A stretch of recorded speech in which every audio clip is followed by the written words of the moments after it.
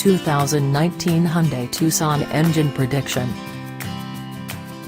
Hyundai is readying its first mid-cycle refresh for the third-generation Tucson crossover.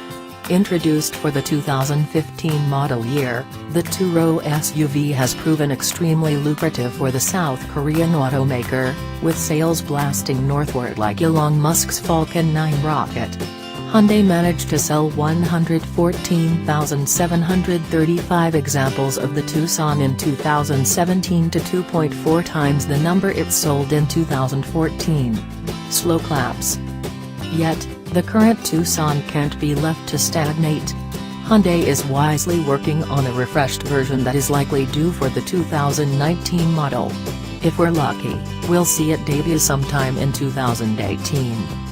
Our spy photographers captured a couple heavily camouflaged Tucson test mules running about in Germany.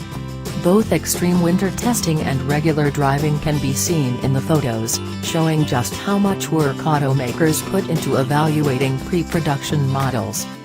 At this point, it's hard to say for sure what Hyundai has planned for exterior updates.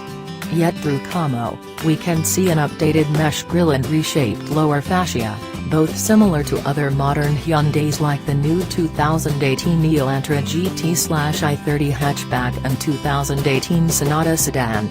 We're betting on a reshaped hood, too, considering the amount of camo seen in the photos.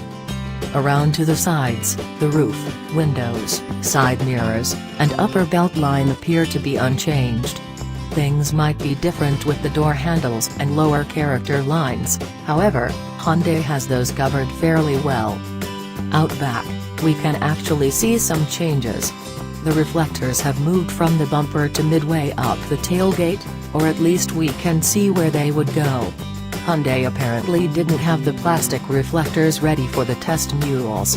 Updated taillights are also present.